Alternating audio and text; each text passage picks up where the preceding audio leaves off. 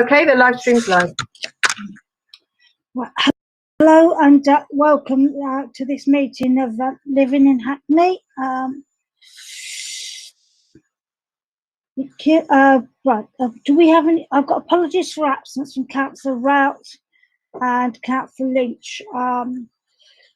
Councillor Rout has another meeting and Councillor Lynch is sick, so I would like to send our best wishes to Councillor Lynch and hope she gets well soon.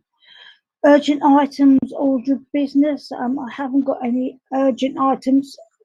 I need to say that if Councillor Etti manages to join us, this will be her last meeting. Sade will be covering for Councillor Renison as her maternity leave cover for homelessness. So we do expect to see Councillor Etti back, but not as a member, but as the cabinet member, and I'm sure we will have some interesting questions for her when we touch on homelessness again. Congratulate her on her promotion to cabinet advisor to the mayor on this issue. We're not going to elect a vice chair tonight since it's so close to the council's AGM. We only have one more meeting. It seems silly to have that election. We have one more meeting. So we have a new vice chair when we start the new meetings, the new municipal year. Do we have any declarations of interest? None. Okay, thank you.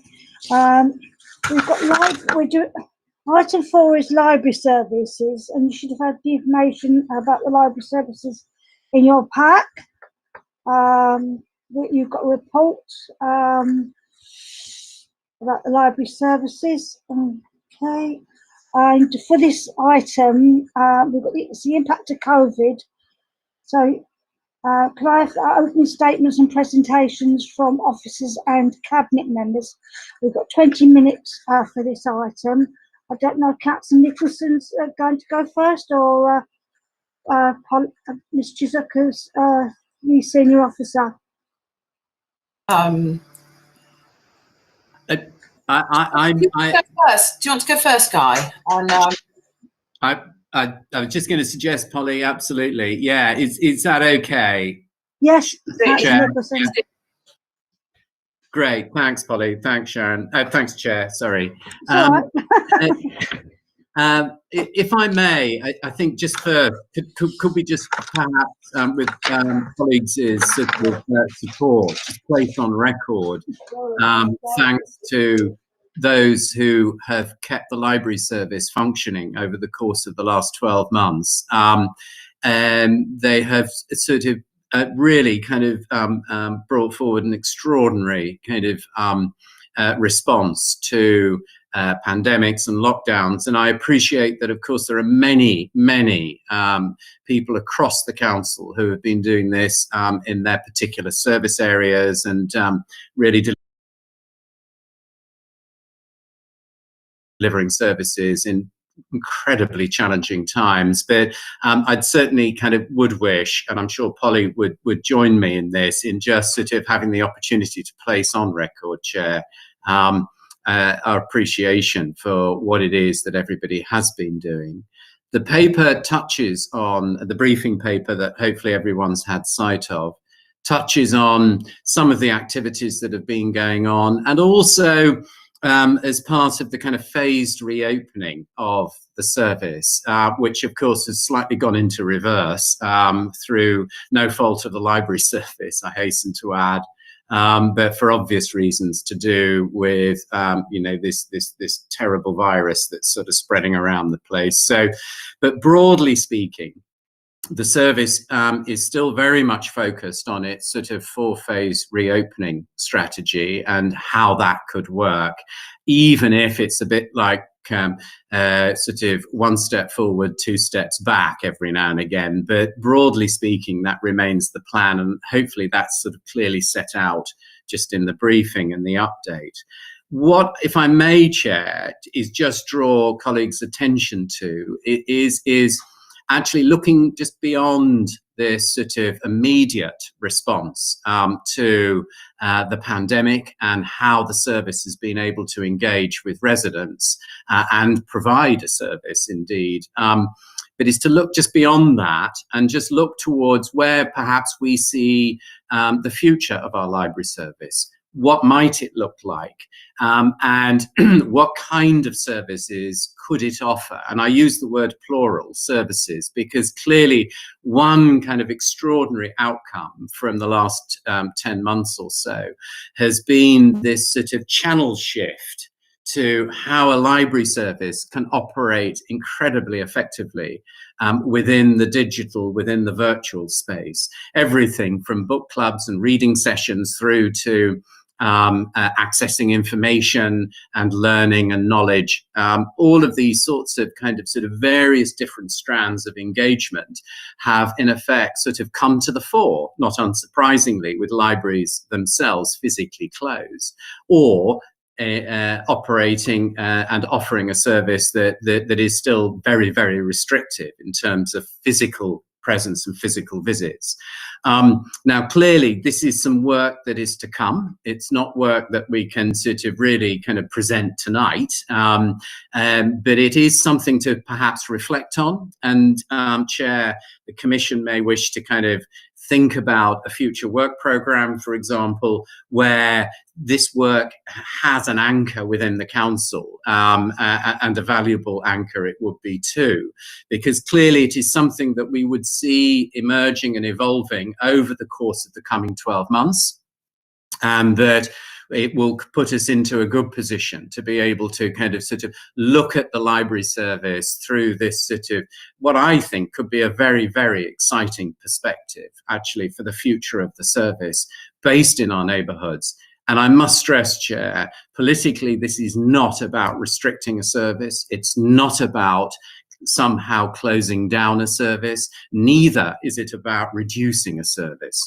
On the contrary, this is very much about capitalizing on all of those things that have been sort of delivered extraordinarily well over the last 10 months and expanding the offer further and supporting and enabling our librarians to be able to engage with that agenda and indeed lead that agenda. So an important part of the work coming forward over the 12 months, as touched upon in the briefing, and I think Polly will pick up on this in a moment when she just comes in, but is to ensure that the staff are also leading, the library staff themselves are leading on the investment that they need into their professional careers and that they need to deliver a great service for the next 5 to 10 years. And that's something that I know that as a political administration, it's something that we're keen to bring forward and to support.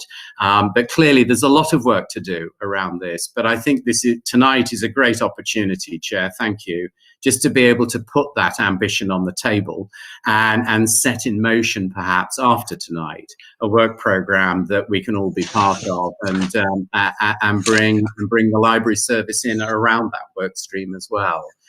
Thank you, Chair. If I may, I'll hand over to Polly. Thank you very much, Councillor Nicholson. And Chair, I just thought I'd let you know that my surname is a lot easier to pronounce than it looks. It's just Chalk. So it looks much more complicated than it is. So thank you very much for that, Councillor Nicholson. So the library service has had a really, really challenging time over the last 12 months. And as you'll see in the paper that's been submitted, there's been a huge... Sorry, carry on. I'll ask you to give us your title now. Oh, sorry, yes, of course. Yes. In normal circumstances, I'd have a little piece of card in front of me, wouldn't I? Yes. So yeah, I'm Polly Chalk. I'm the Strategic Director for, what is it now? Engagement and Organisational Development. So formerly known as the Comms Director, I've just taken Libraries and Heritage as part of my new portfolio since the Chief Exec's last restructure. So, which has been actually fantastic, and I'm just frustrated that I can't go out and sort of physically visit the services in the way that I want to. But there has been a huge impact on the services. The libraries all had to close in the original lockdown, and the service did a fantastic job about moving provision online. book groups, and as Councillor Nicholson was explaining, storytelling sessions and quizzes and all sorts of things. And there was a massive boost in uptake of ebooks and audio services, lots of, interesting events. The example's been given in the paper of work that was done during Black History season and so on.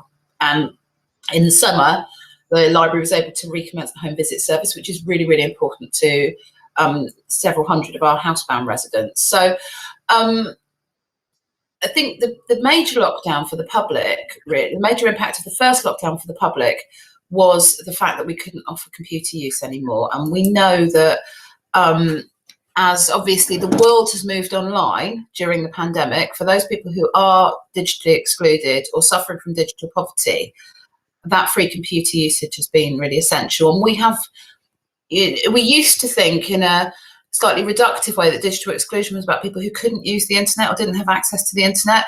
And actually, more often than not, it's about people who are on really low incomes, who've run out of data on their phone, or who aren't able to pay their broadband bill or whatever. So, and that those PCs in the library are a lifeline for people to try and sort out universal credit claims, apply for jobs, order repeat prescriptions, get their online shopping done, whatever. So we really had a lot of feedback from residents in that first lockdown, and that was something that they missed, extraordinarily. Obviously there's been, we've had income impacts as well, in terms of having had no impact from income from fees or fines or from letting out meeting rooms. So I won't talk through the four-phased approach to reopening, but there was a four-phased approach to reopening devised with public health and the health and safety team. And I should say, actually, and echoing what Councillor Nicholson said before, the library service has done an amazing job to create COVID-secure environments. And in fact, the Director of Public Health said that they were an exemplar in everything they had done to try and keep both staff and residents safe. And I really do want to pay tribute to the service lead, Sue Comity, and her staff, but also the corporate health and safety team, who've put so much into this. Because our emphasis and their emphasis has always been on about trying to provide a service to the public in a safe way and trying to open up as much as we can within the public health guidance. So where are we now is that libraries are open for order and collect and for public PC use. And, there was some among the staff group and the unions who've asked us to close completely, although government guidance does say that libraries can be open for public PC use. I think we felt very strongly that whilst the infection levels are high, and we certainly wouldn't want anyone to come into work who felt that they'd be putting themselves at risk, we have a duty to try and provide at least a skeleton service to those vulnerable members of the public that need it the most. So we came to the decision after Christmas that we would open the libraries that had the highest levels of use, which is Stamford Hill and Dalston, for order and collect and for PC use, each just for 2 days a week, limited opening hours 11 till 4. It is a real skeleton service. We wanted to reduce contact with the public while infection rates were as high as they were, but at the same time we felt that we couldn't completely deprive our vulnerable public of that access. And we worked really closely with staff to make sure we had enough staff who had identified as feeling comfortable coming into work to staff those limited hours. And we really hope soon to be able to introduce order and collect at Hackney Central as well. That library, that's tricky because of building management issues, because obviously it's a PFI building and nothing straightforward. But we hope to be able to do that soon. So I think we've got to a good place with that. And what's been fantastic actually since Christmas is the number of library staff who we've been able to redeploy into other areas of the council.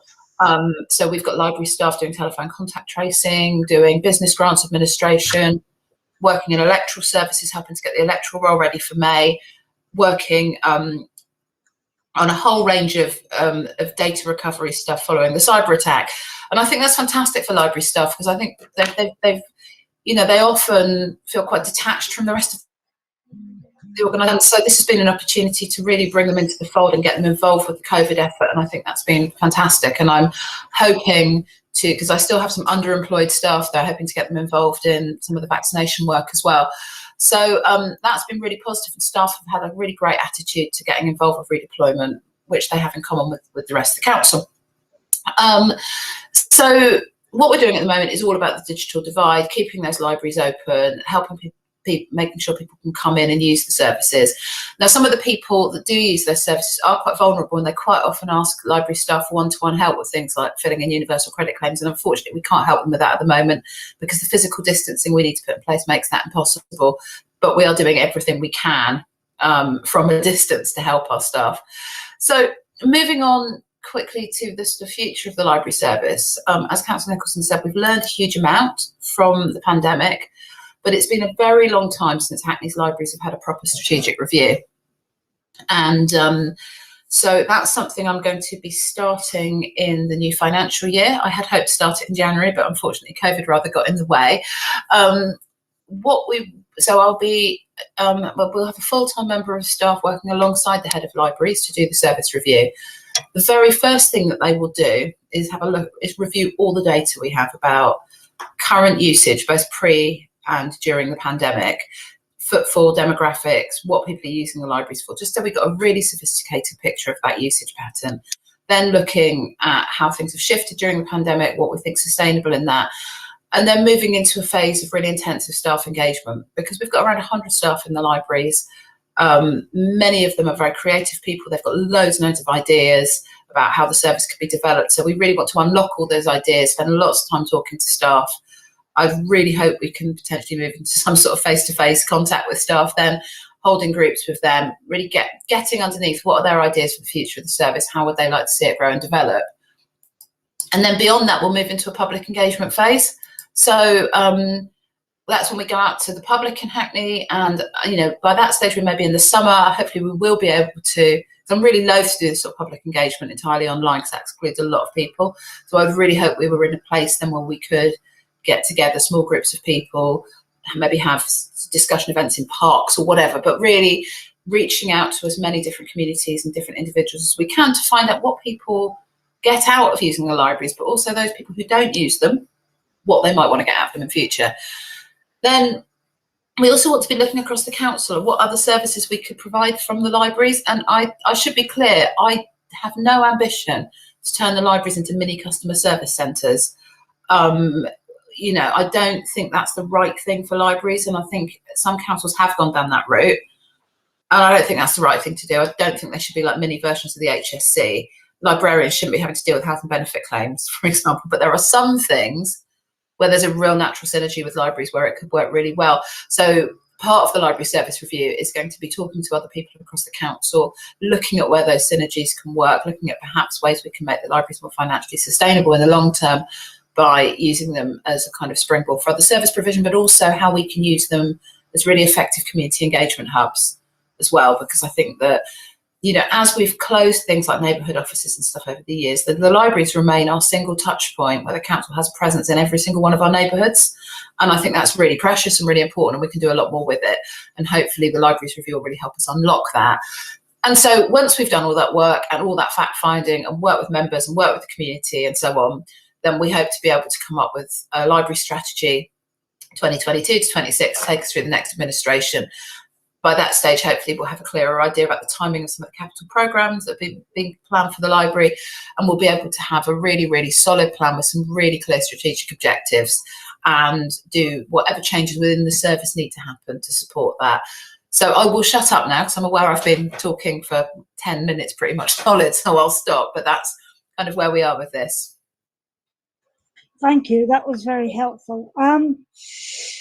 You talked about the people coming into the libraries to use the computers, and as members, we've heard both from this commission and other meetings a lot about the digital divide, and your explanation of it is an interesting one. That it's often about not so much people not knowing how to use computers or digital things, but actually about poverty.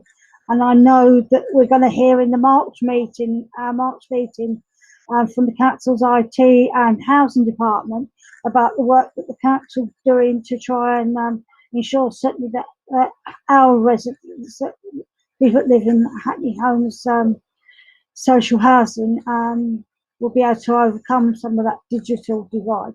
I just wondered whether there was any criteria for people coming in to use the computers, and whether you had to ration them. Obviously, you've got slots, And also you talk about use Dalston and Stanford Hill. Hopefully you're going to reopen Mare Street, Hackney Central. Is there any plans to open Shoreditch? Because it seems to me that all the libraries are even when you open Hackney Central, will be either in the centre of the borough or in the north of the borough. Yeah. So the reason that we chose to just keep those two open just during this period after Christmas is because, as I said, because infection rates were as high as they were, a lot of staff were feeling at risk. We wanted to keep providing service, provide a minimal service. So we chose the two sites that had the highest level of usage of things like PC use and order and collect to make sure we were still serving the communities that needed them. As I said, the aspiration is to open Hackney Central. We will reopen the other libraries as the infection rates drop, and we are keeping an eye on that situation.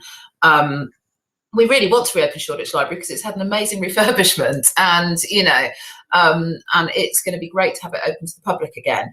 The service, Sue Comity, the service lead, and so on, they're absolutely desperate to start getting those libraries open again, providing services to the public again.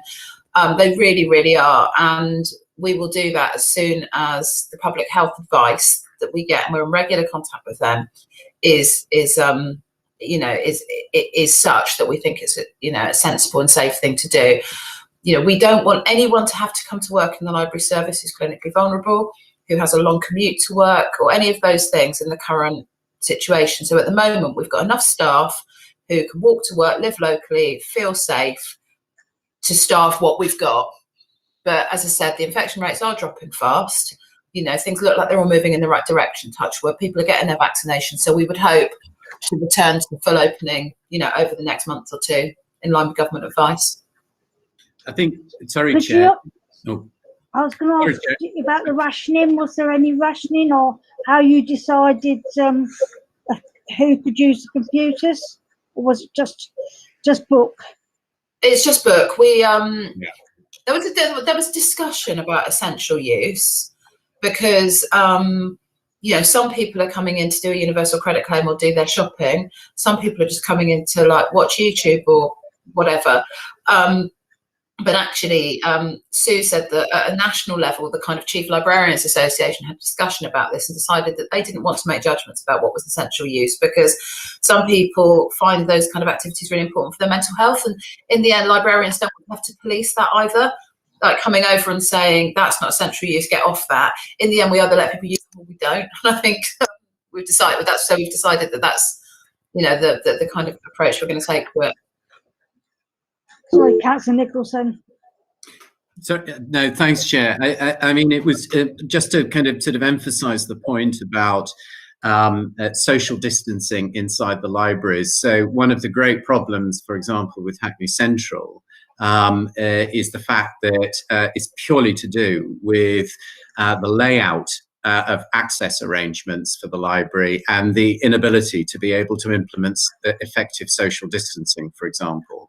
And that's obviously of great concern to everybody, working in the service, obviously, but also from the point of view, as Polly was saying, of just sort of the council just managing the public health kind of sort of impact of COVID on the local community. So there are kind of sort of some rational reasons as to why kind of, the opening and or closing of certain libraries has taken place. And I suspect, Chair, that we might still be in this position, certainly for the next 6 months, where we're having to kind of adapt. The click and collect, as I call it, kind of offer is of course available for users of the service if they so choose to use that, or as Polly pointed out, the ebooks kind of opportunities obviously kind of remains unaffected in that regard. Sorry, thanks, Chair. And actually, because with Hackney Central, of course, I mean, it's such a terribly designed building, and we never would have commissioned a building like that now. But it's very dependent on the lifts for accessibility, and it's really hard to run lifts in a COVID-safe way. What we're trying to do is get an order and collect service on that ground floor. So we still won't be able to open it for PC use, but people can come in and collect books from there. But because of the building management arrangements, because of the PFI, that hasn't been an easy thing to negotiate. But we hope to be in that position to be able to do that very soon. And just to answer the question in the chat from Councillor Oz then, the home delivery service is still going, the community library service. They are still delivering to several hundred residents, although fewer than they normally would, because some of the residents, well, many of the residents actually who use that service are clinically extremely vulnerable, and they've declined to use the service because they don't want any contact with anyone at all. But for some of them, it's been an ongoing lifeline, and, you know, really, really, really important for people. And sorry, Chair, just to add, Polly, I think it's worth just sort of complimenting the community library service.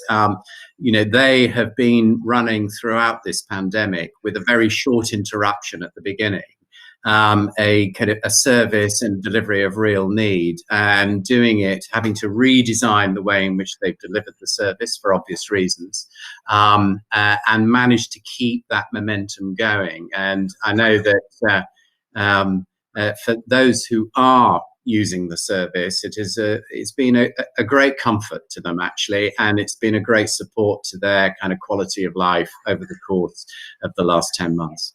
Sorry, thanks, Chair. Yeah, sorry for interrupting. I know some cancer patients, they can't even go out. They are very comfortable to get the home delivery. It's great. It is great. Thanks. Thank you, Councillor, and it's good to hear that people are accessing the library services even though they can't get out. It's very good to hear how Councillor Rathbone. Sorry, Chair. Yeah, I was just going to ask a bit about actually with Hackney Central, because whenever you go in Hackney Central, there are a large number of people using computers and so on, who are students and so on. And as far as I understand it, there's only 2 libraries open. So how have we been catering for those people who are students, or is it just we can't do that, and we've had to let that go? At the moment, the truth of the matter is we can't do that. Yeah. You know, and as I said, Hackney Central will continue to be a challenge because of the building design. You know, in the town hall, we've switched the lifts altogether. It's really, really difficult to allow people to use lifts in this situation.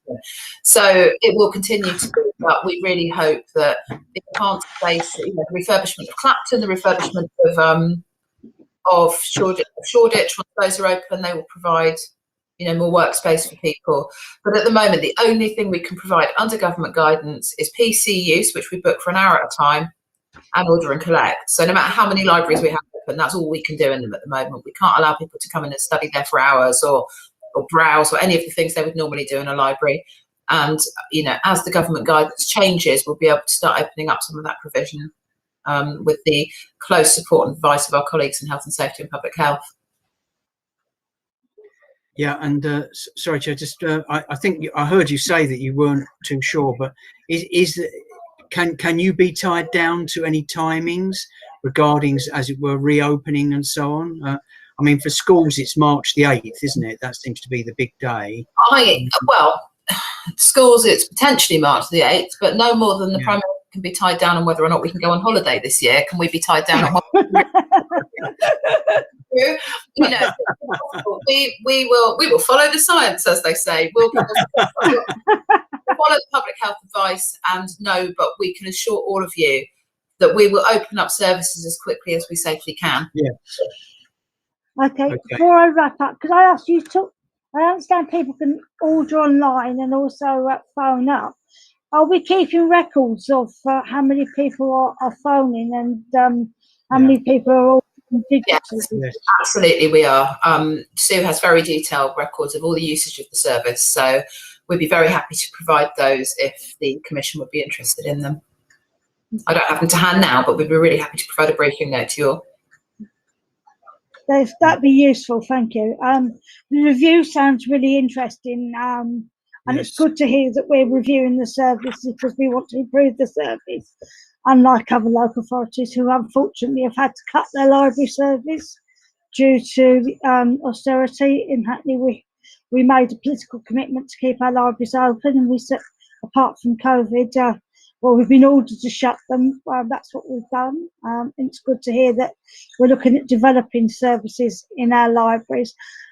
And we look forward to living in Hackney to be kept in touch with the review as it goes on. And it's good to hear that you're going to make sure that you speak to users. Yeah, my only question is, you talked about speaking to non-users, and I just wondered how you expect, or perhaps you haven't thought about it yet, how you're going to find non-users of the libraries to speak to. We'll use the communications and the consultation methods that we use. Generally, we can use commonplace, we can use public events, we can have stalls in parks, we can, there's a Hackney Day, there's a whole range of ways we can talk to people, because from non-users, and actually we want to make sure that in terms of users, we're not just talking to those kind of very active users who are in the library users groups and things, that we're talking to everyone who uses the libraries. And we're also looking at the data we've already got. There was a huge amount in the Young Futures Commission about libraries, actually, and how important they are to our young people. So, all of the data that we already have from the Young Futures Commission, we can feed into this. But in terms of non-users, we want to understand from them why they're not users of the libraries and how we keep them. I mean, I know a lot of parents in Hackney, myself included, but avid library users when our kids were really little, but then you kind of stop using it. So how do we keep those customers? And what is it that people would attract people into our libraries? What kind of events could we do? What kind of community work could we have in there? So we want to hear everybody's ideas, talking to voluntary sector partners and everyone. Sorry, Chair, can I just add to Polly's response there, Chair, if that's okay? Yes, and then I'm going to wrap. Yep. Okay, thank you. Yeah, just briefly. I mean, Polly was sort of kind of touching upon these various different channels. What I would sort of kind of point to is that the success that we've had around engaging with communities through things like the Dalston Conversation, for example, give us a really good platform to work with, to reach out to the wider community, including those that may not use the service, and really connect and engage and get that feedback and those ideas coming back. So I think it is a major exercise. Let's not kind of beat around the bush here. It certainly is a kind of an extensive piece of work that both Polly and I are kind of talking about. But I think it's the library service has got a great future ahead of it. And I think the pandemic, horrible as it has been for many, has actually kind of provided a platform that really demonstrates the flexibility of the service and the ability of the service to be able to respond to quite difficult environments in which to continue a service. So I think the next sort of 12 months or so should be pretty exciting for the service. Thanks, Chair.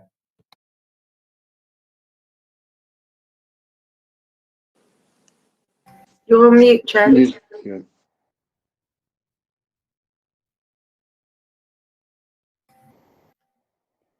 You're on mute, Chair. You're muted, Sharon. Sorry, takes me a second because I'm distracted to move the mouse to the unmute myself. Yeah, I'd like to move on to item 5, which is an update on the carnival and our arts and cultural services. We're going to start off with Hackney Carnival and an update on.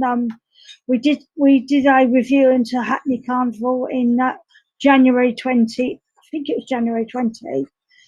We asked for serious things to happen, and obviously, Carnival, because of COVID, Carnival didn't take place physically this year.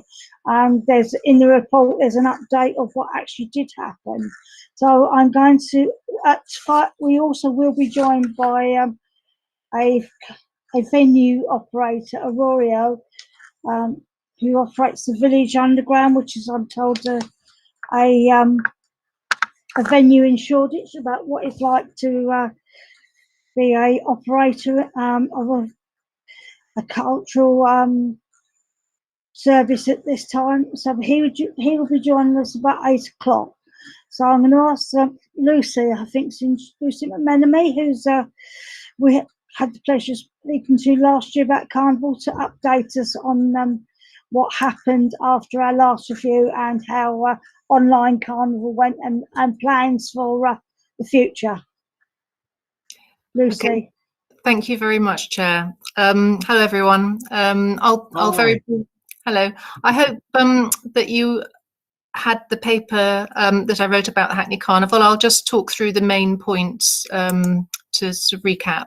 So yes, we in the context of the pandemic, our planning for the Hackney Carnival in September 2020 was wound up in March 2020, and we cancelled the live event. But before that point, I had started to act on some of the requests from the previous Living in Hackney scrutiny panel. A key one was increasing the levels of community engagement, and so I started to reach out to various groups in Hackney and had lined up a lot of new participating organisations and also council services with a view to raising some funding from the Arts Council to develop a really exciting new community engagement strategy for the event. So that work was done, and that's not you know, that can be picked up again this year and in the future. So that work was, you know, it wasn't for nothing. We reassessed what we could do and decided to do an online carnival. And I've shared the evaluation framework with you. I won't go into detail on that, but just just to summarise some of the outputs from the programme. We worked with Hackney's carnival groups to create videos that reflected the work that they do, so presentations of cultural traditions that they present. Also, they made videos about reflections on Carnival, what it means to Hackney's communities, and also the impact of the pandemic on the Carnival last year. And also many made videos about how to do Carnival crafts at home, which were enjoyed by a large number of people online. So in total, we made 21 short films, which were on the Hackney Carnival Facebook page. There were a team of co-curators who helped to develop specific projects as well. So we in addition to the films by the carnival groups, there was a film that focused on the health and well-being effects of taking part in the carnival. We had a Hackney Carnival at Home Weekender, which was a sort of celebration on the weekend when we would have had the carnival. It was a live stream event, and there were two parts of that actually. One was a sound system day on the Saturday, and then the live stream event on the Sunday. The live stream was very popular. We created a mentorship opportunity for a young person who worked with one of the carnival curators, and he focused on some digital content production, and that was a really successful opportunity and something we'd like to do again. Two of the curators worked together to create a new archive of Hackney Carnival, and so they did a lot of interviews with carnival artists and volunteers, and they reflected on the meaning of carnival to them and the history and heritage, and that's become a really interesting resource which can be built on, and that's on the Love Hackney website. So the aim of the programme was really to support Hackney's carnival groups in developing new digital skills, and there was a sort of strong response from the carnival groups that it had been really helpful for them in developing their online presence, and they appreciated the fact that while we couldn't do the live carnival, the online version had helped keep the carnival spirit going. The videos that I mentioned earlier, the sort of how-to videos, were really appreciated by a broad public, and we had some really great feedback on that. We also, so the archive that I mentioned earlier is there to be built on. And we also started to think about preparing for Hackney Carnival 2021. At the time, we were hoping that we might be able to do a live event this year. So we started the round of annual carnival commissions, which the carnival groups can apply for. And so they were given access to funding earlier than usual to start thinking about what they would do for the Hackney Carnival 2021. So they could start thinking about their themes or do anything to help make their workspaces COVID safe, so on. So I mentioned the mentorship. So the numbers of people who accessed the carnival, there were almost 39,000 views of the 21 short films by the carnival groups. There was a relatively small number of people who engaged with the sound system day, which was on a radio station, Real Rebels Radio. There were 372 listeners. But on the Sunday for the live stream on the Hackney Carnival Facebook page, that attracted 22,000 views and a really high number of engagements. People really enjoyed interacting with the host, Pax and Indy, and that was really successful. The Carnival Dance Challenge project, which is the piece of work that the young person doing the mentorship worked on, it was a call out to the public to take part, to come up with a dance in response to a soca tune that we'd developed especially for the project. There are 6,000 views for that, which was a good outcome for something that was brand new, not been done before by us. There was good press coverage. We had positive responses from The Voice, The Gazette, Made in Shoreditch, Hackney Life, and Hackney Magazine. So I could show you a clip. Let me just see if you think we've got time. Would you like me to just please show you? Yeah, I can. I'll give you a sort of 5-minute clip from the live stream. And what I'll do is I'll sort of jump through it. So you'll have to sort of with me. Okay, let me see if I can share this.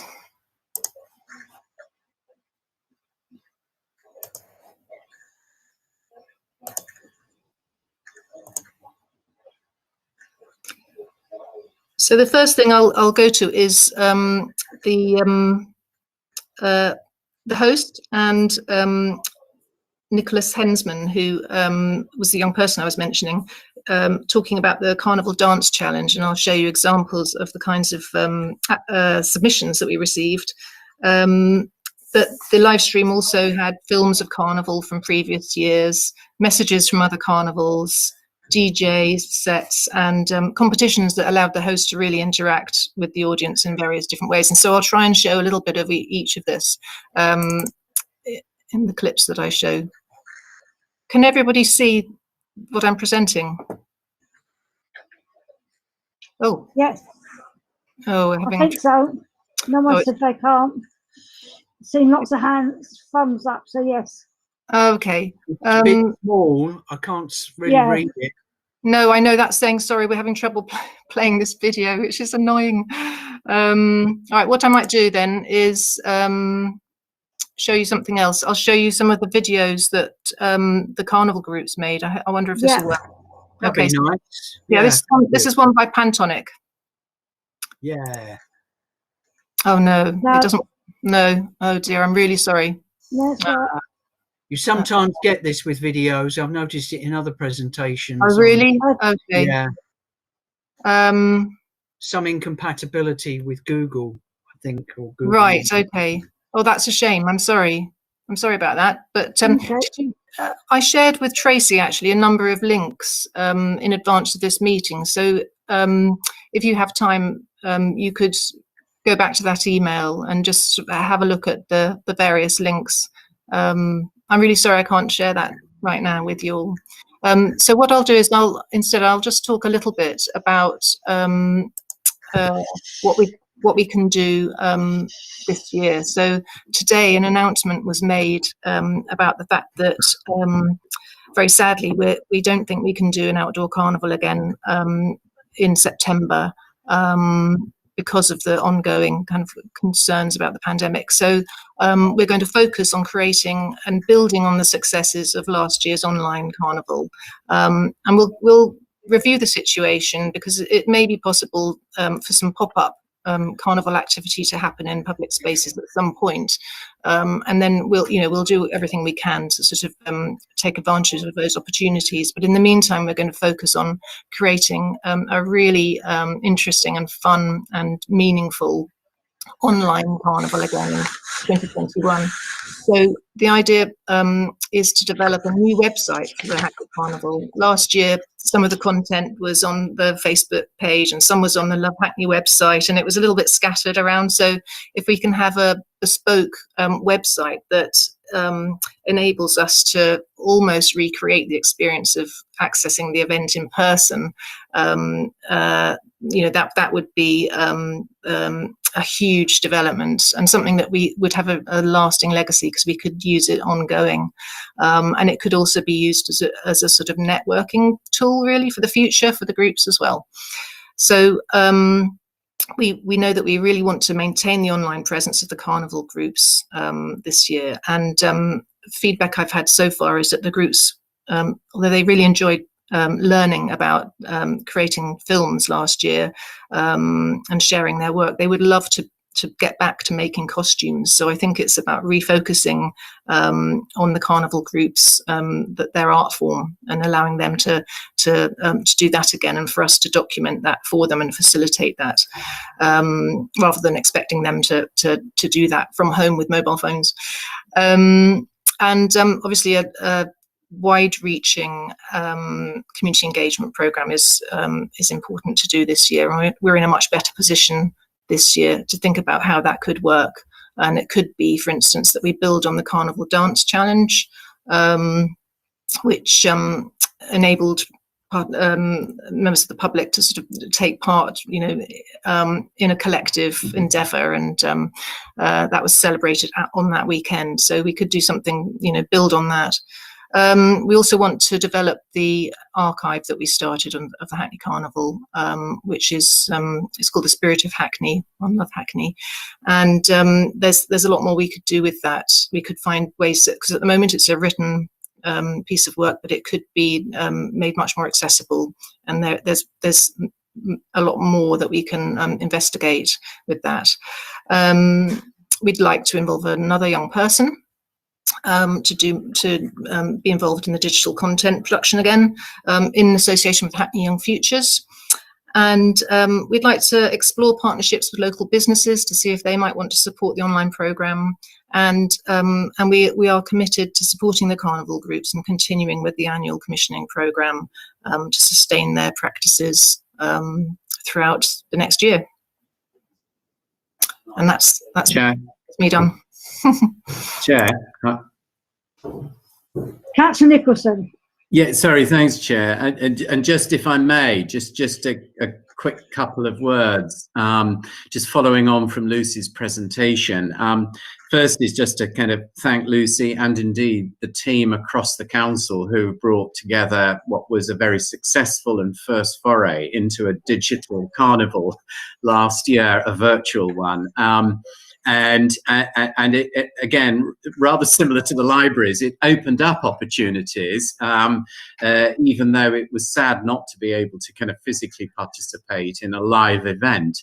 But going forward, just to kind of really perhaps kind of advise, Chair, the Commission, politically, the Mayor is very keen to see us deliver a larger programme this year. So if we are to go virtual, as Lucy has already started to sketch out, if we are to go virtual again, then let's see how we can expand it further. And by expansion, it's primarily led by people being part of it, participating in it, making things, creating things, doing performance, etc. That being the first thing, and then it'd be great if more and more people obviously tuned in to kind of see what the results were. But fundamentally, it's about building a larger kind of program, a larger portfolio of activities. So there's quite a lot of work to do to do that, because as Lucy pointed out, Chair, really it was sort of today when the announcement was finally kind of brought forward that we just sort of feel that as a council, as an administration, it just wouldn't be safe to run a live event on the scale that we know Hackney Carnival actually is this coming September. All I would say as some form of compensation is that unfortunately we're in good company. Glastonbury feel likewise. You know, quite where Notting Hill think they're going, not so sure at the moment, Chair, but no doubt we'll find out in the weeks ahead. But it's a sad state of affairs, but there we go. Sorry, thank you, Chair. I've finished there. Thank you. Could I just come in and add something to that, Chair? The decision to cancel the live event this year was obviously driven by the fact that we don't know what the infection situation is going to be then.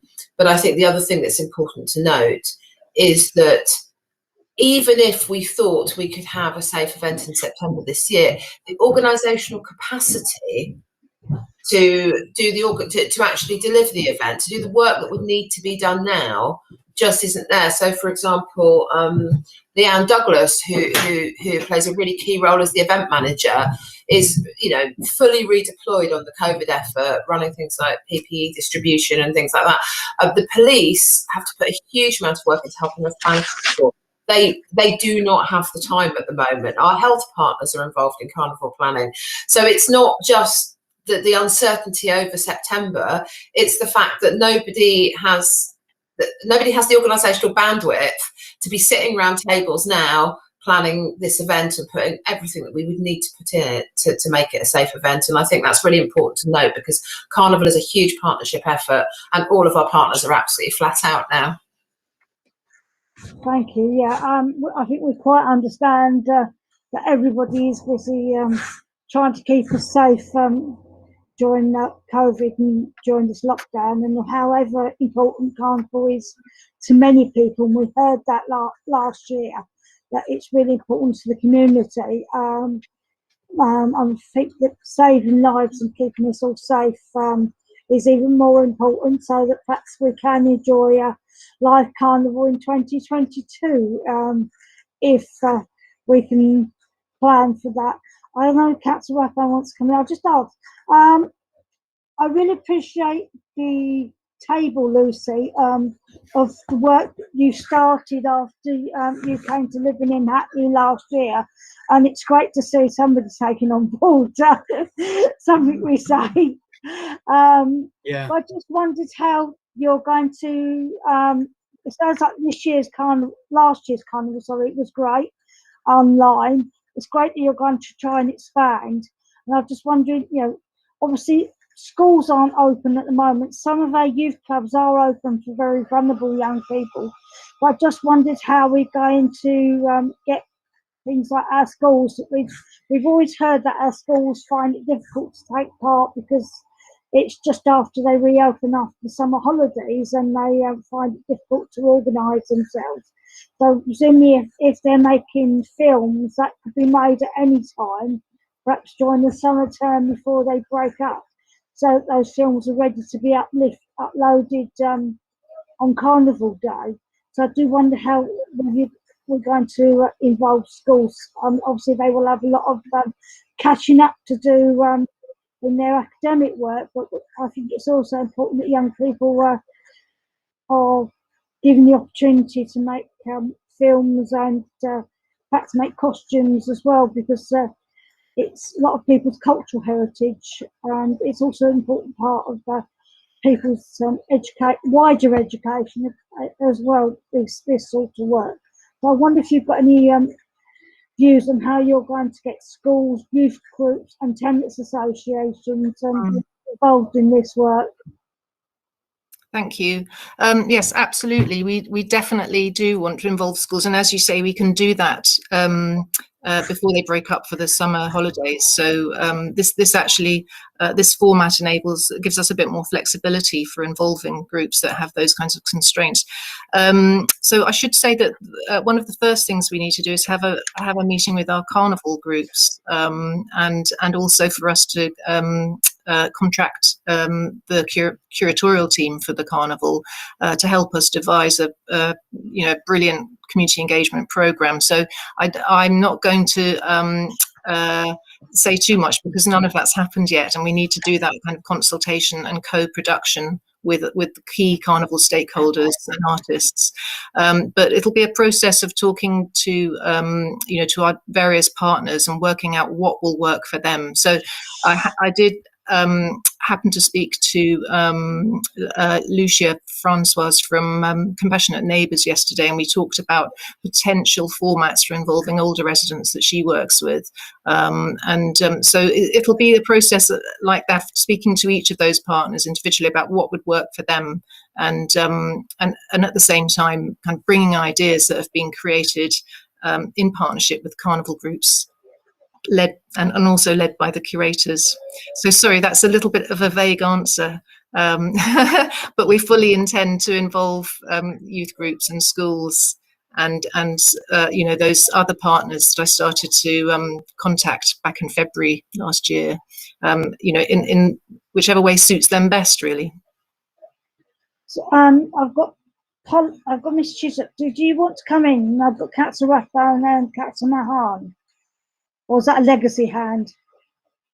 Thanks, Chair. You largely asked my question. Right. It was, but I suppose I can expand on it a little bit because I'm aware that a lot of about involving schools and existing carnival groups to sort of record their performances. And yeah, I mean, it sounds like we're doing that, but I think that would be a really great, sort of activity, and equally welcome the sort of creation of an online space for the carnival, because I think that would serve us for the years ahead, and as you say, it may also serve as a real resource for the wider. We heard when you spoke to us last year about the relationship with carnivals around the world, and I think this, that would be a really sort of a really kind of rich resource for other carnivals. And I'm aware from other sort of unrelated but sort of similar sort of situations where events like this don't necessarily have much institutional memory. They are by their very nature sort of fleeting kind of occurrences. So to capture them and have videos and experiences and sort of resources about them kind of held online, and for Hackney to Hackney to provide that, I think would be really great. So yeah, just welcome all of that and give my thanks. I'll call Cllr Etti. Cllr Etti, did you want to come in? I thought you had your hand up earlier. Hello. Yeah. Yeah. Okay. Hi, Lucy. Good to see you. You too. Faithful old cultural officer. Which shows in the experience of the report. It's a really good report. Just a couple of questions. One is a bit silly, but I thought I floated. But the first one is just about funding being available.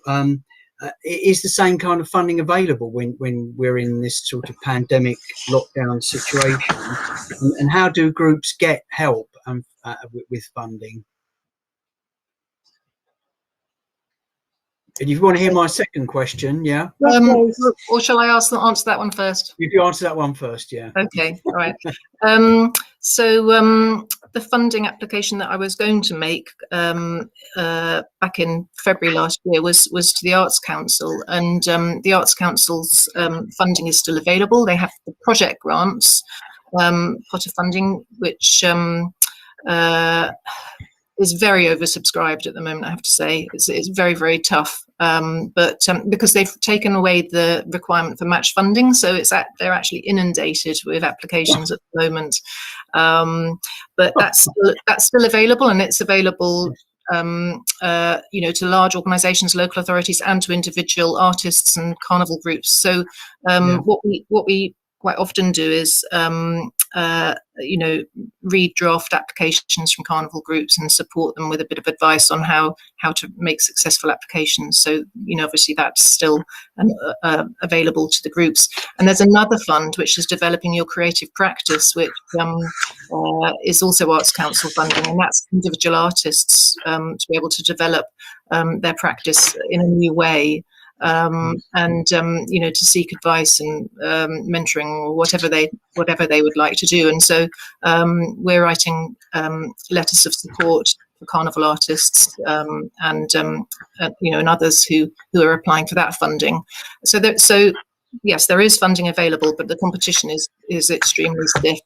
We won't actually be applying ourselves for the Arts Council funding for the carnival this year, mainly because we've got another large bid that's going in for another project, and you can apply for. You can only have one application in at a time. Do you want to ask your second question, Matt? Well, I was just kind of thinking. Obviously, everything's online, but how you could, as it were, get something real out of it. And I was just thinking about, when we had clap for the NHS and so on, banging pots. I mean, we used to bang saucepans with wooden spoons. Would it be possible to do something like that to get Hackney banging pots? I mean, or something that we could all do together, maybe draw us all together, because that's supposed to be the spirit of carnival, isn't it? To draw us together. So, yeah. Chair, Terry, can I just come in on Yes. this? I think Councillor Rathbone has got an excellent idea here, and we'll take a lead from him, if I may suggest, Chair. Perhaps the costume with all of the glitter, the feather, the Councillor Rathbone will be making at home as part of the project. They're in the wardrobe already, Guy. Don't worry, they're already there. Costume. Sorry, Chair, I interrupted there. Forgive me. No, although you jest and we're laughing, actually, I think Councillor Rathbone has hit on an idea. Rather than banging pots and bags, it may be, rather than actually a fancy dress competition as such, but maybe people might be, depending on what we can do in September, rather than large crowds, that perhaps if small crowds or small groupings are allowed, that people are perhaps encouraged to design their own carnival costumes, and perhaps have family barbecues or small group barbecues or picnics to celebrate carnival. I'm not very IT, but I don't. Is carnival shown on YouTube? So last year we used the Hackney Carnival Facebook page because we've Right. already got a lot of followers on that page, and we thought we'd build on that audience. But actually, on reflection, it would have been good to also put things on YouTube, really, because it's seen as more accessible, I think. It is, yeah. I do wonder perhaps if it is on YouTube, which perhaps some people can have on their TVs or whatever, it would enable more people to see or sit together, if people are allowed to mix, to enable them to celebrate the spirit of carnival, although we can't be together in the 30 or 40,000 people that we were expecting last year, that perhaps we can do some mixing around carnival and to celebrate carnival in our neighbourhoods. I think that would be really good. Yeah. And perhaps encourage tenants association who perhaps don't want to make a film, or community groups to take part in carnival that way and celebrate, if they can, in person together through perhaps carnival activities like making costumes or practicing a dance. It'd be good to the dance that came up last year sounds very, very interesting. a success in quite a short time. And we know there's very many talented young people out there. So, Yes. and perhaps older people, shouldn't stereotype only young people as being able to dance. Perhaps Councillor Rathbone could perhaps give us a dance group. And Yeah, we can I do encourage. dance. I was just dancing earlier on with my young daughter and her friend, just jigging away to soul Right. music. Right, okay, well, perhaps we can encourage people to dance, and also link in with the Windrush generation, who perhaps did different dancing. We shouldn't forget that they probably did more, I don't know, ballroom dancing when they came up. So, anyway, but that's really interesting. Could I just serious?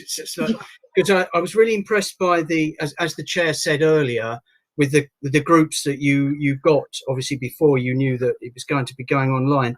I mean, I noticed like Regent Estate, TRA, and Dalston, Eastern Curved Garden, and Damer, and so on. Are any of those groups going to be drawn in again in some way online, or is it too much for them? Are you, as it were, keeping them in the fold? I mean, obviously, maybe 2022 we may be able to get the street carnival.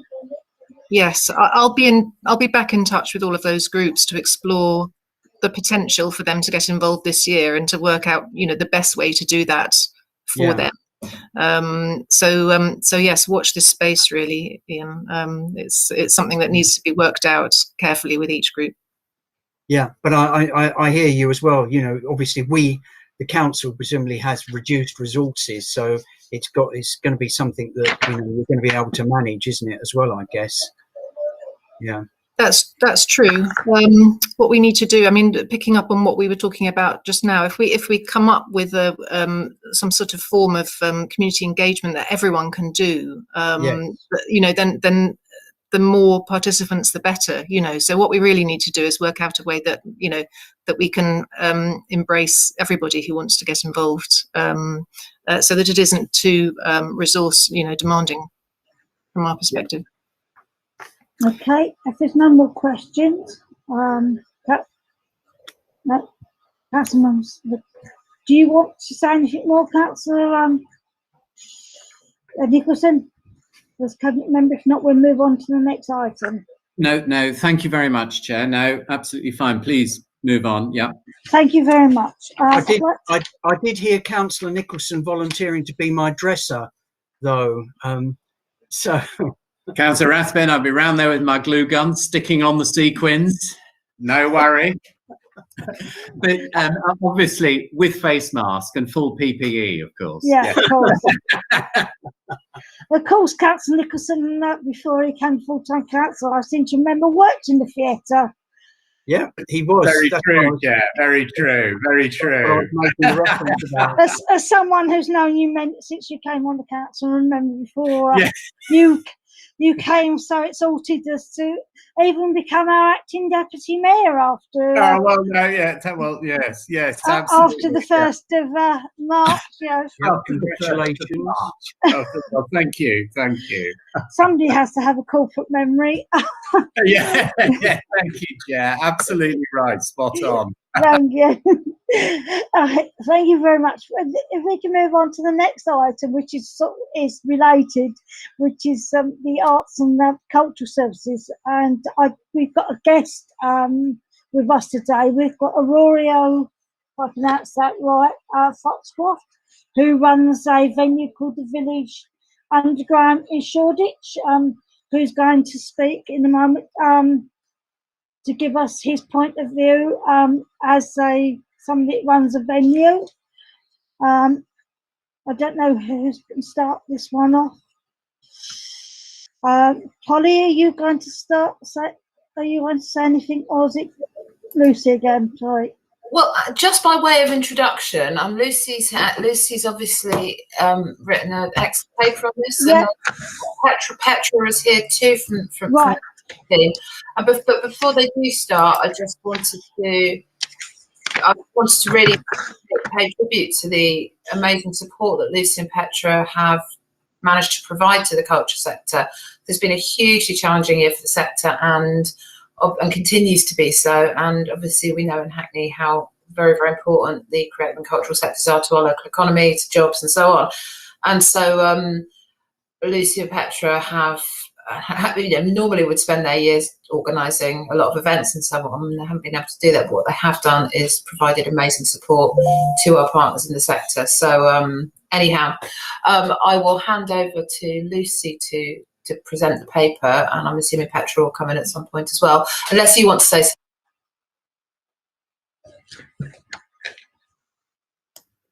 Okay, shall I? Sorry, yeah, my screen froze for a second. Yes, please. Okay, right. So thank you very much for that introduction, Polly. So yes, the COVID has had a massive impact on the arts and cultural sector, and they're still very much affected.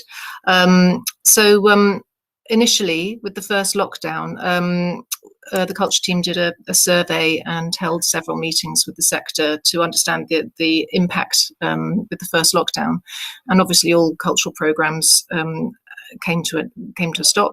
Organisations reported really serious loss of income through withdrawal of grants or the freezing of grants, and the loss of all of their earned income, so ticket sales, space hire, hospitality, etc.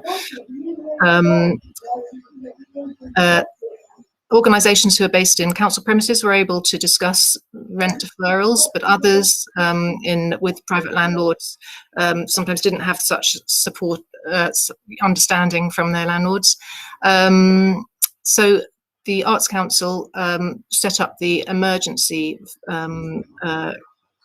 funding in the first instance, which kept a lot of the arts organisations going initially. But some reported falling outside the criteria for the government funds because they didn't pay business rates, or because of the high rateable value of their premises, being a micro business in shared workspace, or having charities rate relief. So there were a lot of people who were really suffering. The job retention scheme protected many jobs in the sector, but the freelancers obviously have been massively affected, and many have lost all of their paid work. So a lot of organisations also reported concern about losing contact with their participants and their audiences, and the effect that would have on their well-being, particularly with young people, older people, and the impact of digital exclusion. The culture team contributed to the council lobbying the government through the parliamentary inquiry into the impact of COVID on the DCMS sector, and part of that was lobbying for forward-looking sector support fund to develop organisations and to allow them to survive the initial impact of the pandemic. Following that, the government did announce the Cultural Recovery Fund, which was the 1.57 billion investment into the arts and cultural sector. And so that's the first round, which was just really sort of funding to help businesses stay afloat, with 6 months of funding from October to March this year. And in Hackney, we attracted nearly £12 million, which went to 68 of Hackney's arts and cultural organisations, which was a very good result for Hackney. There's a second round of cultural recovery funding, which was launched in December, and the application window has closed, and decisions will be announced relatively soon. That's additional funding from April to June to help organisations transition into a more sustainable operating model, with a view to being able to reopen in July, but we'll have to, or earlier, we'll have to see what happens. So the reopening and the reclosing of venues was obviously very, very difficult. Initially, when organisations tried to reopen in between the lockdowns, they reported opening with 30% capacity in cinemas and even less in music venues. Some venues tried to mitigate that by holding 2 performances per night and bringing in additional audiences in phases. The 10 p.m. curfew affected bar sales, but performances started earlier on to mitigate that. So organisations that did reopen told us that actually it was almost easier for them financially when they were shut, because they had no overhead costs. So it was a sort of, many had to think twice about whether it was going to be viable to reopen. So we found initially that audiences were keen to come back. Screenings and performances were sold out from venues that did reopen. But there's a concern about the lack of new films and cultural performances being put forward by the relevant industries. So maybe not enough new work being available to draw in audiences. So when the closures, when venues had to reclose again, that was very, very difficult because business was just starting to pick up again. And Oro can maybe talk a little bit more about that. So organisations have been able to keep their spaces open for tenants and for hires such as daytime TV and film screenings, rehearsals and recordings, and that's been a really important source of income.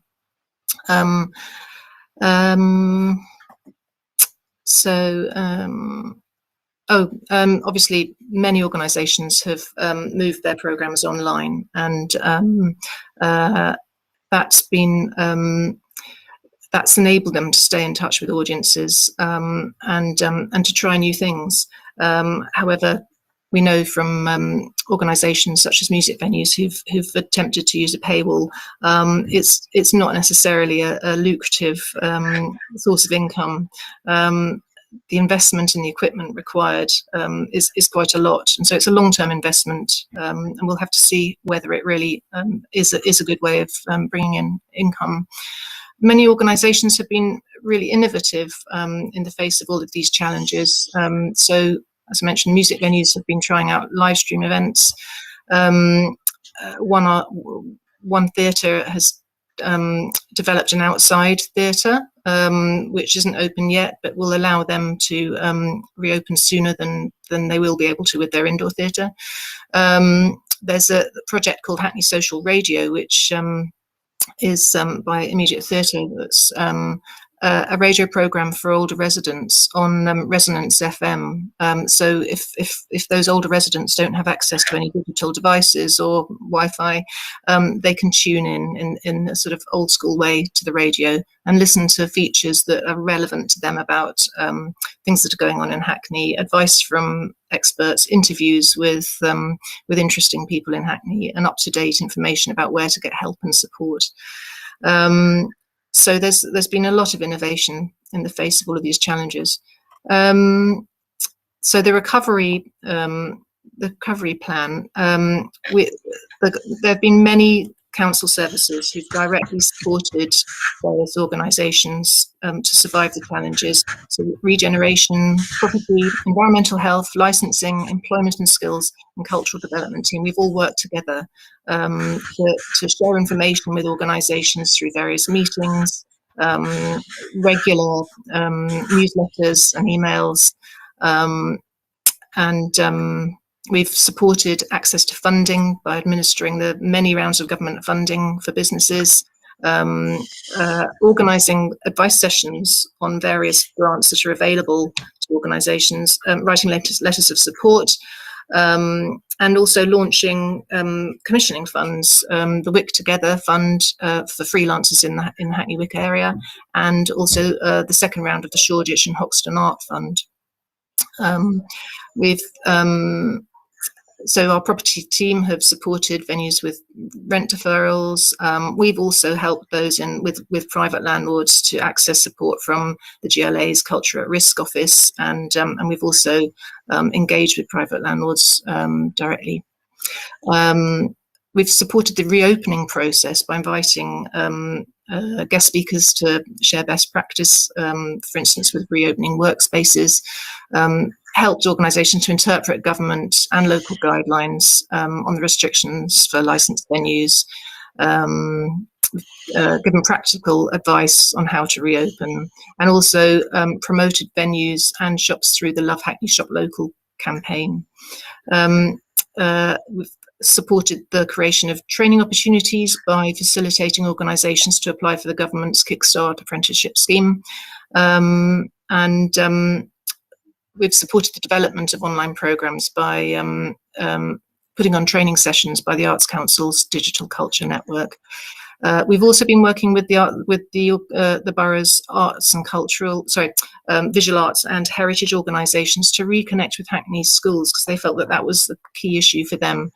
They were no longer able to deliver their workshops in schools, so we've had online sessions with teachers to explore the best way to keep that engagement with schools going. In terms of future support for the sector, and this is obviously evolving all the time, so at the moment we envisage supporting the sector to access funding through a new CLR fund, the Neighbourhood CLR fund. That's going to be launched in the next few months, which will allow arts and cultural organisations to apply for project funding. There'll be further rounds of government funding and... Sorry, Lucy, is it still funding Hackney Council funding? Yes, it is. Thank you. Yeah, sorry, Chair. Guy here, Councillor Nicholson here. Yes, sorry, Lucy, just to interrupt. Yeah, this is something that the Planning Authority is exploring, and we're quite keen to try and bring it forward as a culture fund that we can sort of deploy across the sector. And it draws down on neighbourhood community infrastructure levy, which is a section, of planning gain that comes forward specifically to deploy around communities, investing into communities, and to kind of help mitigate the impact, the social impact of new development in the borough. Thank you. So what's section 01, section 106 plan then? Section 106 is now kind of focused on some very, very specific planning gains. Right, okay, thank you. Which are related to affordable housing, school places, and immediate impact to a development site, but it's somewhat reduced. Community infrastructure levy takes over the more general planning gain. Brilliant. Sounds like a good idea. Sorry, Lucy, if you've got my... Do you want to wind up, and then I'll ask Petra, and then I'll ask Aurorio, and then after that I'll take a 5-minute break, because we're encouraging to take a 5-minute break after an hour and a half or so that people can rest their eyes from the screen. Absolutely. Okay, so I'll just wind up. So just to say that the licensing team are going to launch something called Hackney Nights, which is a new online portal for licensed venues, which will help them to find the information they need. There's going to be a specific Love Hackney Shop Local guide for the nighttime economy, which will help to promote the cultural offer when things start to reopen.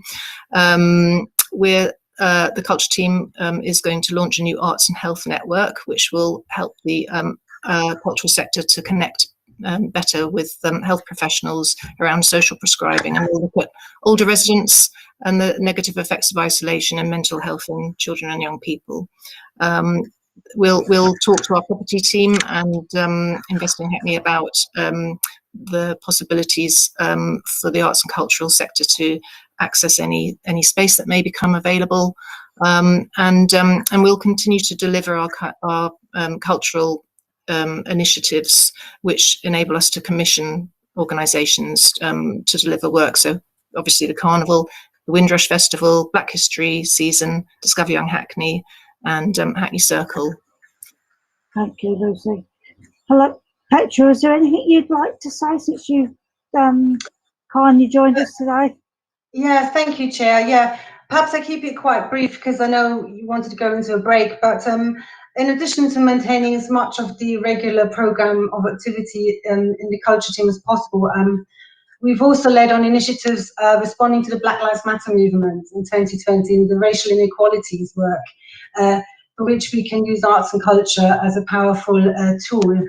And perhaps I could just very briefly tell you where we're up to with the Mayor's review of the naming of landmarks, streets and public spaces. The naming review is called Review, Rename and Reclaim, which was established in June to listen to the views of residents about how to tackle landmarks, streets, buildings and public spaces named after plantation owners and people who traded in enslaved Africans. And I guess it's fair to say that we reached one of those turning points in history where we're talking about, you know, how COVID and the Black Lives Matter movement has placed racism in the spotlight. And the review complements the Council's Black Lives Matter motion, which was passed in July last year. And it really builds on, as we all know, the long history of fighting racism in the Borough, which dates back to the 1980s, which is all well documented in our Hackney archives, and also has been brought to life for many years through the work of Hackney Museum. And so the project really gives us an opportunity to rethink the names of spaces where communities live, learn, work, you know, play, and to really ensure that they are appropriately reflecting our diverse community. And so since June 2020, the Council set up a task force across culture, heritage in consultation, but also working with the planning teams and the parks and green spaces teams. And we've also worked with the community steering group to identify the names of people or the symbols of people who profited from slavery and colonialism, and those that remain memorialized in our public spaces. And central really to the review in Hackney is this community steering group, which is made up of local cultural historians, community leaders, young people and residents that have all sort of collective experience and expertise in a local investment and passion for the subject.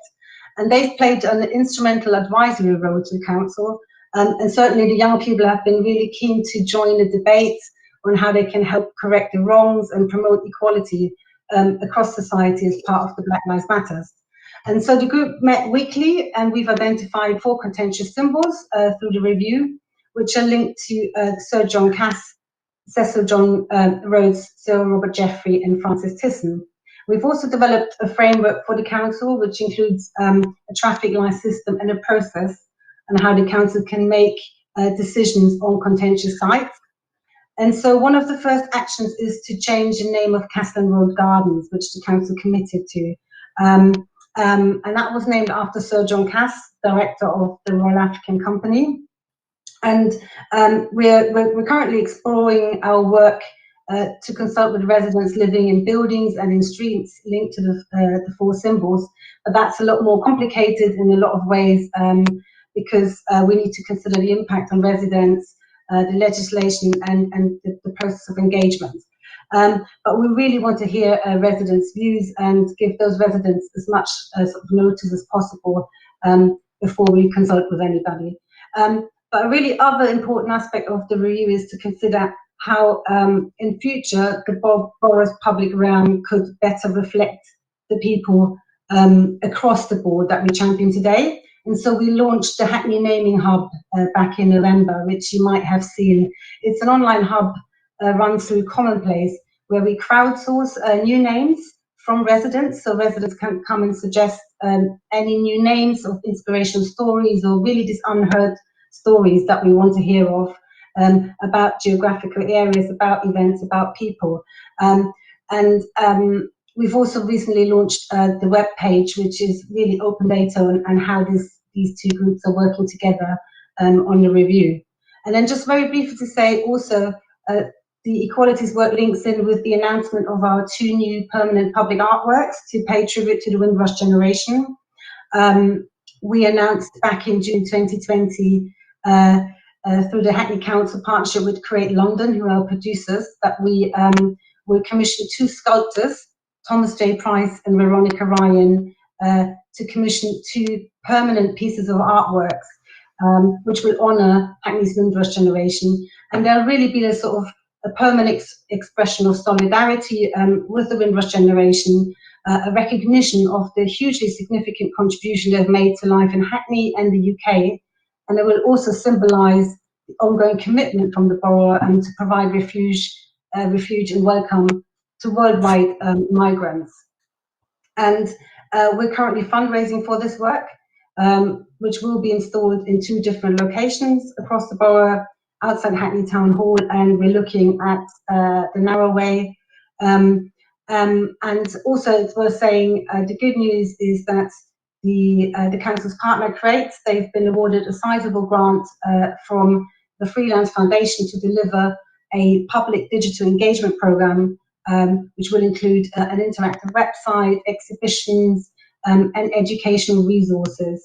And all of this work ties in very closely with our Windrush engagement programme, which, as you know, started back in 2018 across the council and works with over 3,000 Windrush elders and their descendants on a whole range of intergenerational activities across arts, heritage, sports, health and education. And just finally to say, a lot of this work will link with the Black curriculum work across the council. We produced a teach resource for primary and secondary schools last year, which relate to the artworks, and we'll also link the unveiling of the artworks, and not only with the celebration of National Windrush Day, but also with our year-round ambitions to promote Black history. So we're very keen to continue to tell the story and the educational journey through the artworks. And that's it from me, really. Thank you. So what I'd like to do next is ask Aurelio Foxtrot to speak, and after Aurelio's spoken, I will adjourn for 5 minutes so that we can rest our eyes from the screen, and members can think of questions that we can ask Lucy, Hector, and Aurelio. Aurelio, if you'd like to unmute yourself, please. If you'd like to join the meeting, I know you've been online, but if you'd like to say something about your experience or the experience of the sector, I do welcome you to the meeting and thank you for giving up your time. Hi, everybody. Good evening. Thanks, Chair. It's really nice to be here. Thanks very much. I hadn't exactly sort of planned something specific to say. Lucy said, would I be on hand to answer any questions? I guess from somebody on the front line or the coalface of being on the cultural sector in Hackney at the moment. But I have sort of thought of a few things just listening to you now. Firstly, just a massive thanks to the culture team for all the work they've put in. It genuinely has been really, really good. All the signposting to funding and opportunities has been excellent, and perhaps most importantly, bringing everybody together. I take part in a regular music venues meeting across the borough, and this sort of solidarity and coming together, and Hackney Council being a linchpin to bring everybody together at the same time, lots of sharing of ideas and support and help, and hopefully that's a long-term change. You know, I've listened to other mentions of changes that have happened in this time in the borough that could hopefully turn into long-term things. So I hope that does as well. And also just to point out, the Hackney property services have been really great, particularly in our case. We've had a fantastic forbearance on our rent, and that really is the council putting their money where their mouth is, if you like, and supporting the cultural sector with deferments, and that's really, really managed to keep us going. I think you know, we've enjoyed forbearance from a range of organisations, but of course rent is a really important one, and especially if you're a building-based business like we are. So both of our organisations, Earth and Village Underground, are still here and still alive, and that's in no small part to the council. So thank you very much for that. And also, I think just to underline what's said earlier on, which is Hackney's cultural infrastructure is, of course, hugely, hugely stressed, and you know, some people are doing better than others, but from where I sit, Hackney is doing fairly well, all things considered. And I think that's, you know, partly to do with all the support and partly to do with the fantastic cultural infrastructure that Hackney has got, you know, that we're all working together and to such a large extent surviving well. And I just had a couple of thoughts about perhaps what might happen next. I would like to encourage the council just to focus, as they have been doing, on bringing everybody together for reopening, because, you know, we've got a lot of great organisations, both building based and non-building based, and I think the opportunity to come back with a bang and to get Hackney's cultural infrastructure going at the same time, to really leap into it, is probably the safest and best way forward, not only for the infrastructure itself, but also for audiences to feel that sense that it's okay to come back out again. You know, it is safe now, that people are doing it, that there is a big song and dance of welcoming everybody back to cultural events that they have been missing, and to try and reduce the natural and understandable apprehension about, you know, going back out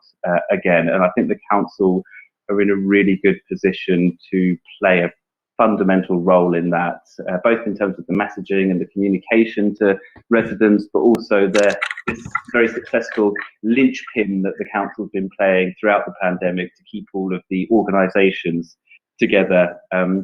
One other quick thought, we've just been, I heard the mention of spaces, and it would be really sad, I suppose, if Hackney Council does end up with a lot of empty commercial space, for everything that will mean for people that used to be in those spaces. But if that does happen, I think it would be fantastic if the council could in some way devise a process of using that space for cultural uses, offering it out to cultural organisations, and particularly those that interact most with our residents and our society. So where arts and culture perhaps has the most sort of social roles.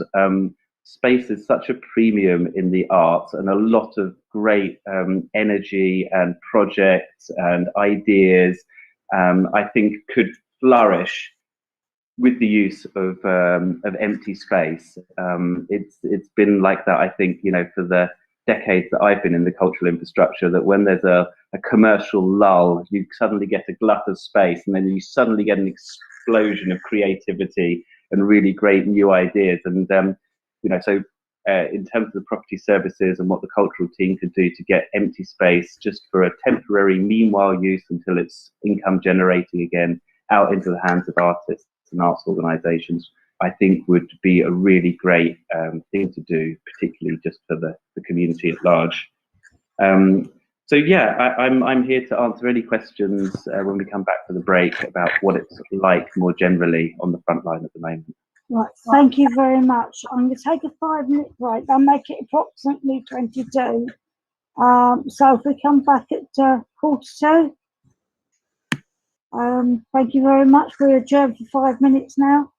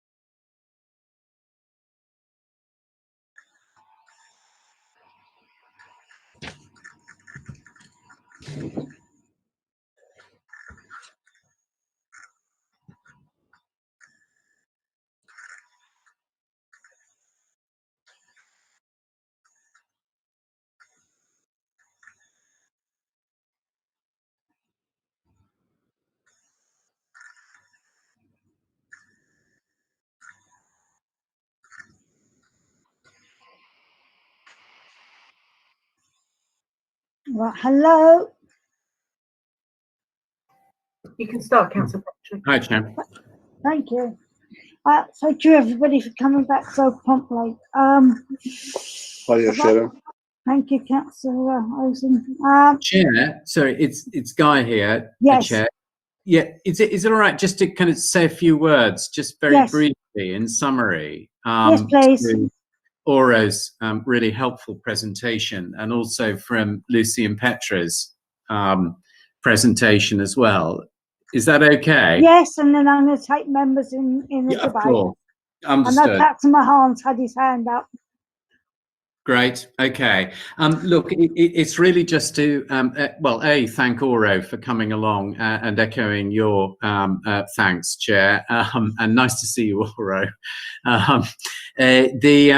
But just to say, I think that both Petra and Lucy have been sort of leading on a piece of work which for the first time has positioned the arts and cultural sector within the council itself across these different service areas that Lucy was describing. And that's been something, as Oro has reflected on, that has paid back dividends, I think, for many in the sector in Hackney. The fact that for the first time, I have to say, again, over the last sort of 10 months or so, that the cultural sector have been as much on the kind of lips of the property services in the council as they may be on cultural development, as they might be through the business support and the business advice services that the council are delivering. I think both Petra and Lucy would agree.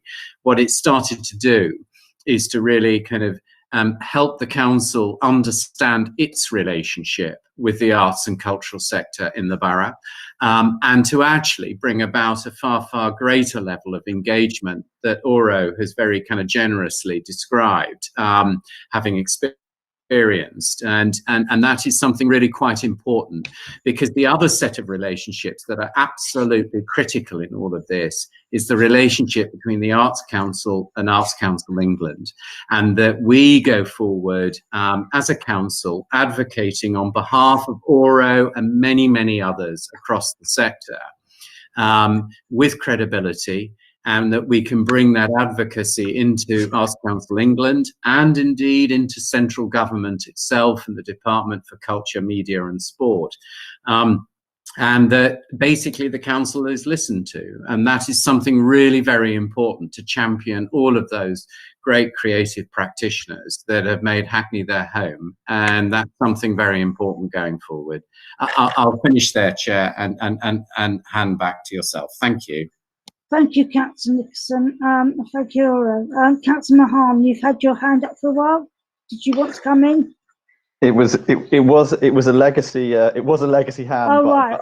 But I mean, you know, very interesting presentation. And there's a sort of couple of, there's one sort of question that I had, and sort of off the back of what Guy was saying there, but around about, you know, whether as a council we've been obviously you know, it's great the support we've shown cultural organisations and tenants of our properties, but have we been sort of lobbying the government ourselves to try and bring pressure on, or for the government to bring pressure on landlords generally to help out those organisations that we, you know, that aren't fortunate enough to be tenants of ours? I'd be interested to know sort of if we've been doing that. Thanks.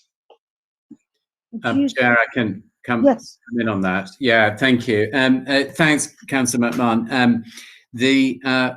As a political administration and as a council, we have been championing the case for, in effect, commercial tenants. And indeed, I have to say, not just in the cultural sector per se, but across many different sectors, when it comes to their relationship with commercial landlords. So that has been happening and indeed continues to this day. And indeed next week, for example, both the mayor and myself will be going into a meeting as an advocate for a group of tenants, commercial tenants, with their commercial landlord. So that is an ongoing thing, and unfortunately, there is sort of more and more noise in the system, I think, is the best way of describing it, Councillor McMahon, with people just really wanting the council to try and come forward and support in whatever way it can. There is, of course, just one fundamental issue here, is that the council has no authority to intervene in the relationship between a commercial landlord and a commercial tenant. That's clearly a contract that the council has no authority over whatsoever, but it can help advocate and bring people together and in those circumstances. And I think in response to your kind of sort of the other question that I think you were kind of sort of tabling, which was just about kind of, sorry, forgive me, Councillor McMahon, could you just tell me what it was again? Thank you. No, I think you covered it there. It was sort of mainly about that. You know, I mean, as you say, like we can't do anything, you know, practically, but we can lobby. You know, and we can add our voice to I know the voices of others that the government is in a position to. You know, they're big enough to help out these organisations. So yeah, that's great. Thanks. Sorry, just to finish on that, Councillor McMahon. Yeah, your other point about lobbying government and trying to enable and lever out as much support as possible, that too has been going on through the formal channels. Some of that has been around select committee inquiries, for example, and some of that has just been direct representation through to the Chancellor of the Exchequer. Thanks, Chair. Thank you, Catherine. Perhaps I could ask Aurora to perhaps, who's been very thoughtful and told us a bit and polite about the council, but what it's been like to be an operator in these times and how operate. I'm sure he's in touch with other operators, how they're planning hopefully to be able to reopen, and perhaps if anything he knows about venues and that have been lost. I don't know if any venues in Hackney have been lost. We've heard about the great support the council's been doing to our arts venues, but I don't know whether any have been lost during lockdown. I just wondered if Aurora wanted to comment at all. Yeah, thank you. I mean, it's been as tough as you would imagine it has, because our whole purpose for being really is to bring people together. That rather evaporated, and I think we've lost about 95% of our income, and so on. You know, we put a couple of events on in that small window towards the end of the summer when we were able to, and we were really pleased that audiences were very keen to buy tickets and to come out again. I think that really the challenge at the moment is whether that Hackney's cultural infrastructure will be as fantastically successful as they were previously in this second and final Cultural Recovery Fund round. Hackney did do pretty damn well for that, and that was great. If we do as well this time around, then I think we should see the vast majority of our cultural infrastructure come out the other side of this. The big watch out that I'd say though is that it doesn't really end there, because you've got the winding down of furlough happening soon. That is certainly protecting quite a lot of jobs, not only cultural infrastructure jobs, but also, of course, the jobs of our audiences. So how many people will have disposable income to go to venues and to shows and to participate in culture, much of which does come You know, there's the winding up, we expect the memorandum against evictions soon. So you've mentioned commercial landlords and commercial tenants. I think that's going to be another potential watershed moment. And then, you know, there's a large debt mountain that's building up, not only from taking out CBILS loans. We've had about £1 million worth of CBILS loans to keep ourselves going through this. But of course, there's forbearances. So I mentioned the great sort of help that the council have given us, and our other funders and other stakeholders have all given us quite a lot of forbearance. Now, we've got payment plans to get out of it. Of course, that does depend on things bouncing back reasonably well.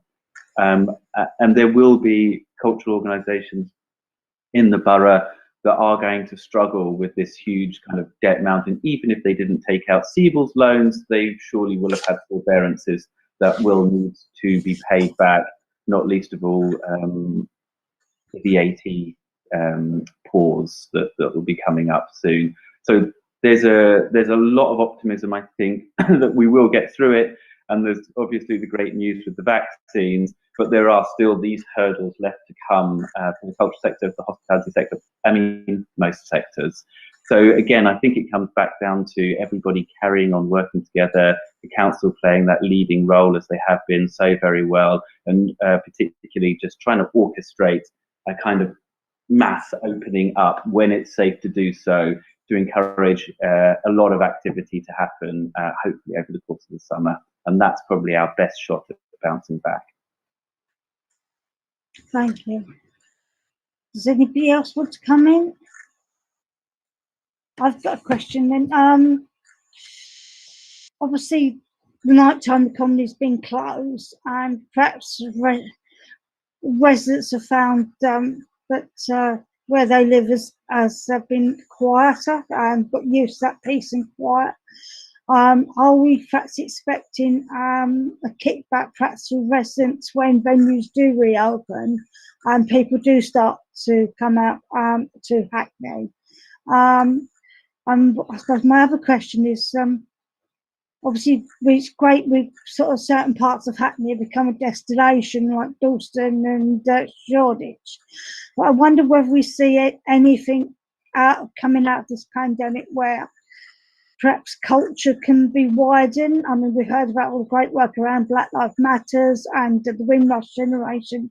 Well, I do wonder whether we can make culture even more encompassing, so that perhaps people who don't enjoy those destination places and clubs and venues can enjoy a wider culture, so that we build back better and stronger and wider. I don't know if anyone's got any comments. Councillor Nicholson, I hope you would. Yeah, no, thank you, Chair. I mean, I think, well, first off, I mean, I think that Oro's helpful kind of thoughts, Oro, that you tabled just about the repurposing and the reuse of space that may become available or as a result of what's been happening over the last 10 months or so. Kind of perhaps go some way, Chair, in providing one response, one answer to your kind of thoughts and comments there about how we can come back with a portfolio of activities that can actually reach out across a wider community and draw people in. So residents aren't perhaps sort of looking at the sector with animosity, but actually kind of perhaps with a new sense of ownership of what the cultural and leisure sector and the hospitality sector can actually offer in our borough. And I think the arts and cultural kind of interface is the perfect platform to do that, as Oro was describing, and indeed as Oro has been delivering through his work in Hackney in the two kind of significant venues that Oro has led and indeed is still leading. Really demonstrates the capacity and the ability of the arts and cultural sector to do that, to build those bridges and to create that relationship. Thanks, Chair.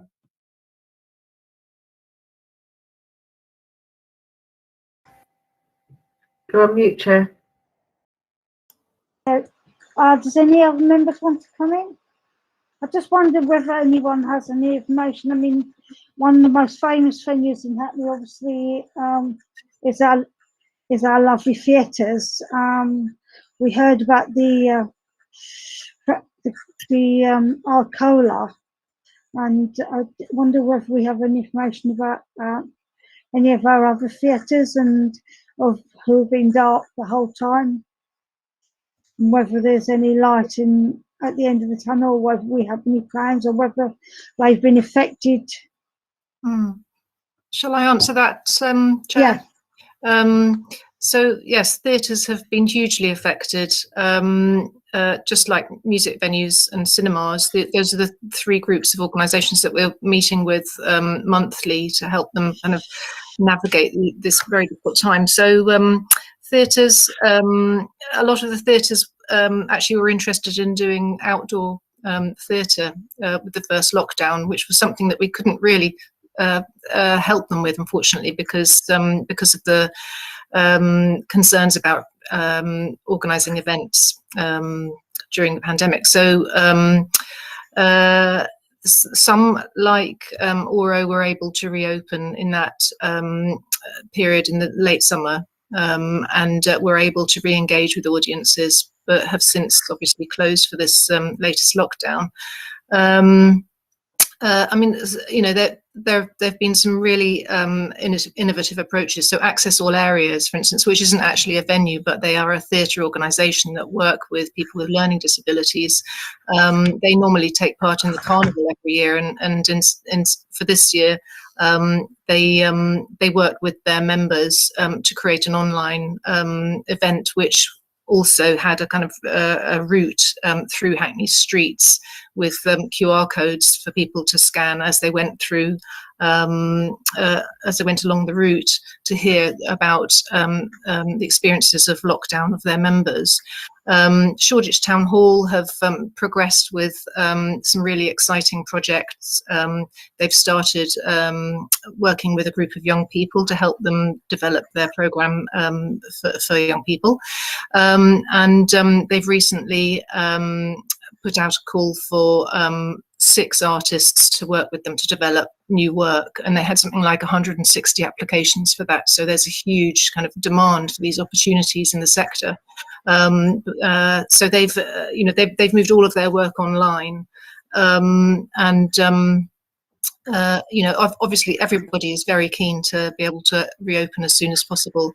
Petra, I don't know if you know more about the Hackney Empire. You tend to liaise quite closely with them.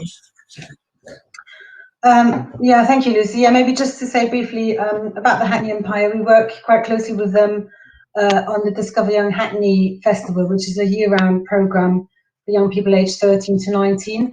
And last summer, we, I think it was a huge strength from across the cultural and creative industry sector in Hackney to come together for Discover Young Hackney and very quickly provide some of the sort of lifelines for young people really during the summer, which is to put on activities so that they could remain part of society and felt, you know, that their well-being and their mental health was kind of taken care of.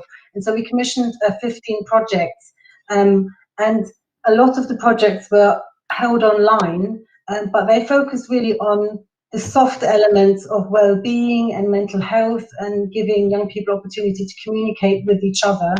And then on the other hand, also it developed skills and training opportunities, and it continued to provide those pathways for young people into the arts and the creative sector. So we had 50 projects, which some of them were, for example, Hackney Shed, which is a theatre organisation working with young people with neurodiversities and learning disabilities.